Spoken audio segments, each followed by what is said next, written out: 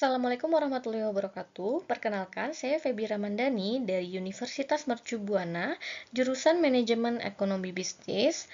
Hari ini saya akan mempresentasikan tentang bisnis rice bowl untuk tugas tadi kelayakan bisnis. Yang pertama, saya akan menjelaskan tentang latar belakang dari kata bowl, konsep bisnis, dan juga value proposition.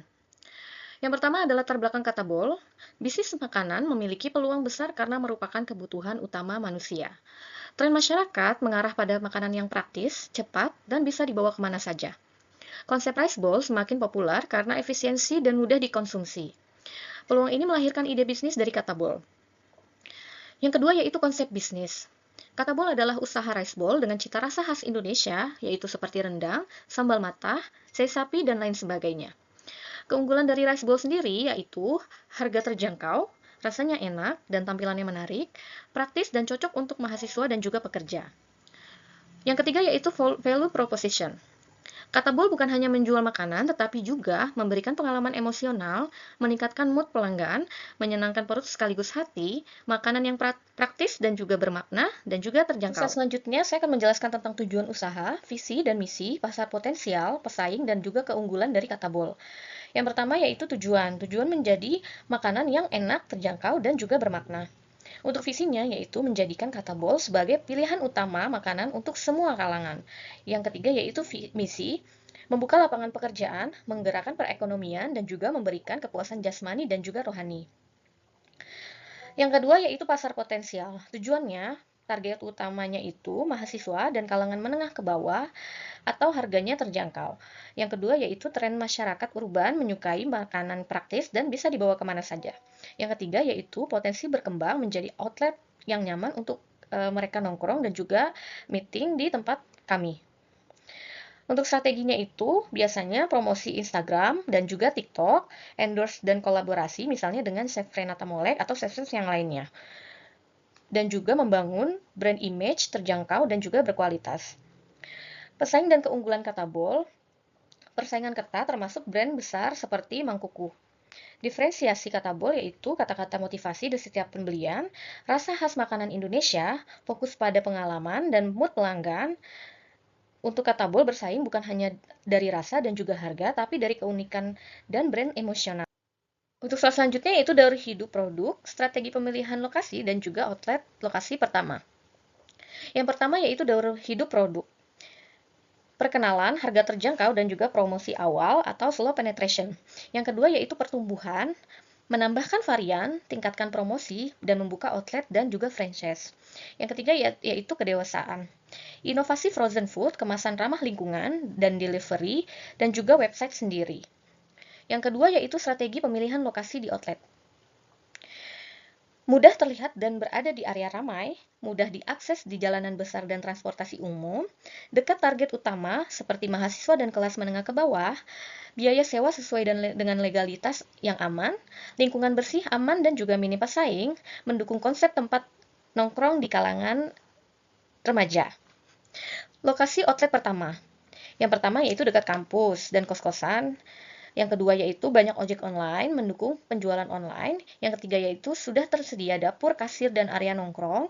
Yang keempat yaitu minim pesaing rice bowl. Yang kelima harga sewa sesuai dan legalitas SHM. Yang keenam yaitu area aman dan strategis. Yang terakhir, lokasi dinilai sangat cocok untuk outlet pertama kata bowl. Baik, untuk slide selanjutnya yaitu kapasitas operasional dari kata bowl dan penyesuaian kondisi khusus. Untuk kapasitas operasional, biasanya jam operasional normal di kata bowl sendiri yaitu di jam 10 pagi sampai jam 10 malam terbagi menjadi 2 shift. Untuk total karyawannya itu kurang lebih 8 karyawan per hari atau 10 karyawan per outlet, sistemnya 5 ditambah 1. Untuk target penjualan hari biasanya sekitar 40 sampai 50 porsi per hari. Ramai saat jam makan siang dan juga sore. Untuk penyesuaian kondisi khusus, biasanya di bulan Ramadan buka pukul jam 4 sore sampai dengan jam 4 pagi. Targetnya itu sekitar 35 sampai dengan 40 porsi per hari, ditambah promo diskon bulan Ramadan juga. Untuk Natal dan Tahun Baru, biasanya tetap buka, penyesuaian jumlah karyawan, dan juga promo dan event khusus, ada live musik dan juga barbecue Tahun Baru. Untuk pandemi, biasanya jamnya dibatasi sekitar kapasitas 50%. Untuk targetnya biasanya turun sekitar 15 porsi sampai dengan 20 porsi per hari. Dan untuk penjualannya itu biasanya fokusnya melalui online, GoFood, GrabFood, dan juga Shopee Food. Kalau untuk pasca pandemi, biasanya ekspansi outlet dan juga perkuat promosi dan sistem online di website Baul sendiri. Slide selanjutnya yaitu layout dari teknologi ekspansi dan disverifikasi dari kata Baul. Yang pertama yaitu layout. Di sini kita bisa lihat untuk outlet kata Baul nantinya akan dibuat nyaman untuk pelanggan. Jadi di sini berikut untuk contoh layout kata Baul nantinya yang akan dibangun seperti ini. Dan yang kedua yaitu teknologi pada kata Baul. Yang pertama ada promosi digital melalui Instagram dan juga TikTok. Yang kedua, pembayaran digitalnya melalui OVO, QRIS, dan e-wallet lainnya. Yang ketiga yaitu bermitra dengan GrabFood, GoFood, dan juga Shopee Food. Yang keempat yaitu pengembangan website dan delivery sendiri. Sistemnya pre-order dan juga bisa drive-thru. Yang kelima yaitu teknologi produksi atau pressure cooker, mesin potong untuk efisiensi. Yang keenam yaitu mesin kasir digital untuk laporan dan juga transparansi keuangan. Yang terakhir yaitu ekspansi dan disverifikasi. Yang pertama, ekspansi ke area kampus Jabodetabek. Yang kedua, membuka franchise dengan seleksi ketat. Yang ketiga, menjaga jarak antar outlet atau menghindari kejenuhan pasar. Yang keempat, yaitu inovasi menu dan juga frozen food. Yang kelima, menjaga harga tetap terjangkau. Dan yang terakhir, fokus pada loyalitas pelanggan dan juga value unik atau kata-kata motivasi lainnya. Untuk selanjutnya yaitu aspek keuangan net present value atau NPV. NPV merupakan suatu metode perhitungan untuk mengetahui nilai dari kata Baul sekarang dengan penerimaan kas bersih pada masa yang akan datang. Metode ini dapat membantu kata Baul untuk melihat apakah proyek ini dapat dijalankan atau tidak. Berdasarkan perhitungan net present value di atas, ditunjukkan bahwa nilai NPV yang dihasilkan oleh kata Baul bernilai positif atau NPV lebih dari 0. Di mana NPV tersebut sebesar Rp374.104.831. Hal ini menunjukkan bahwa proyek terhadap kata Baul dapat diterima dan dijalankan. Untuk slide selanjutnya yaitu bentuk badan usaha, pelaksanaan proyek bisnis, dan juga struktur dan jenis pekerjaan. Di sini ada bentuk badan usaha, perseroan terbatas atau juga PT. Perlindungan harta pribadi, tanggung jawab pemilik terbatas pada modal yang disetor sesuai Undang-Undang Nomor 40 Tahun 2007. Mudah mendapatkan modal, yaitu lebih percaya bank dan investor, serta bisa menjual saham untuk tambahan usaha dari dana tersebut. Legalitas kredibilitas, yaitu memiliki badan hukum resmi, brand terlindungi, dan juga meningkatkan kepercayaan investor. Untuk pelaksanaan proyek bisnis, lokasinya di Jalan Kemanggisan Raya nomor 25, Jakarta Barat, di dekat area kampus bisnis. Untuk sewanya itu biasanya kurang lebih 200 juta per tahun. Untuk luas tanahnya itu kapasitasnya sekitar 25-30 orang di 200 meter. Fasilitasnya sekitar 8 meja di 4 orang per meja, dan di AC dan juga WiFi, dapur lengkap, dan juga area kantor. Struktur dan jenis pekerjaan itu ada finance, biasanya untuk mengelola laporan keuangan, analisis profit, dan juga perencanaan ekspansi. Yang kedua yaitu marketing, di analisis pasar, promosi, branding, dan peningkatan penjualan. Yang ketiga yaitu human resource, biasanya merekrut, evaluasi kinerja, training, dan juga pengelolaan SDM. Untuk yang keempat yaitu pengelolaan operasional outlet, di 10 karyawan per outlet, di 1 manajer toko, dan tugas produksi, kasir, kebersihan, dan koordinasi supplier. Baik, selanjutnya ada kebutuhan tenaga kerja dan upah yang ditawarkan. Seiring pertumbuhan kata Baul, jumlah karyawan di setiap divisi akan bertambah. Pada tahun pertama, struktur awal kebutuhan karyawan adalah yang pertama divisi finance ada 3 orang, di 1 manajer bergaji 13 juta, dan 2 staf masing-masing 5 juta per bulan. Untuk divisi marketing yaitu 3 orang, di 1 manajer bergaji 10 juta, dan 2 staf masing-masing di 5 juta per bulan. Untuk divisi human resource, di 4 orang, biasanya di 1 manajer bergaji 10 juta dan 3 staf masing-masing bergajikan 5 juta per bulan. Untuk karyawan operasional toko, biasanya 10 orang untuk di setiap outlet.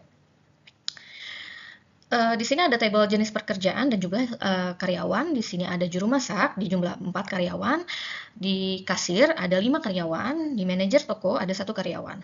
Juru masak dan kasir akan mendapatkan gaji sekitar 4.500.000 per bulan, dan manajer toko mendapatkan gaji 7 juta per bulan.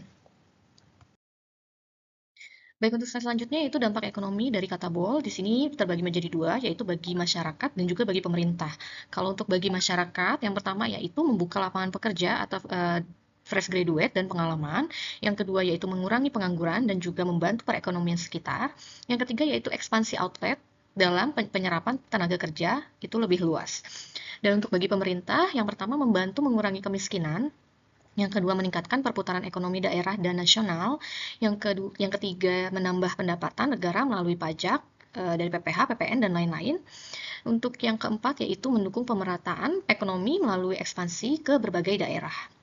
Kata bol sendiri memberikan manfaat bagi masyarakat dengan membuka lapangan pekerjaan di berbagai daerah, termasuk bagi fresh graduate, sehingga membantu mengurangi pengangguran dan meningkatkan kesejahteraan ekonomi masyarakat sekitar. Bagi pemerintah, keberadaan kata bol dapat membantu mengurangi kemiskinan, mendorong perputaran dan pertumbuhan ekonomi, meningkatkan pendapatan negara melalui pajak seperti PPN, PPH, dan lain-lainnya, serta mendukung pemerataan ekonomi serta merencanakan ekspansi outlet ke berbagai wilayah Indonesia. Baik, selanjutnya ada aspek AMDAL atau analisis dampak lingkungan. AMDAL, komitmen lingkungan, kata bol, menyadari bisnis F&B berpotensi menimbulkan limbah atau makanan dan kemasan, sehingga dilakukan langkah pengendalian dengan tujuan menjaga kualitas lingkungan dan meminimalisir dampak negatif usaha, yaitu dengan yang pertama mendaur ulang sisa makanan menjadi kompos, yang kedua gunakan food pail atau ramah lingkungan pengganti styrofoam, yang ketiga mengurangi plastik atau alat makan seperti stainless, bambu, dan tote bag. Yang keempat yaitu gunakan deterjen ramah lingkungan dan penampungan limbah air. Dan yang kelima yaitu outlet hijau dan sesuai dengan aturan tata bangunan atau GSB. Aspek AMDAL analisis dampak lingkungan berkomitmen menjalankan usaha secara bertanggung jawab dan langkah lanjutannya yang diambil dari AMDAL untuk memastikan pengelolaan dan pemantauan lingkungan. Yang pertama yaitu penyediaan lahan parkir sehingga menghindari kemacetan. Yang kedua, prosedur pembuangan sampah itu secara terkontrol. Yang ketiga yaitu penampungan limbah air agar tidak mencemari lingkungan sekitar. Baik, sekian video presentasi dari saya. Kurang lebihnya saya mohon maaf. Terima kasih. Assalamualaikum warahmatullahi wabarakatuh.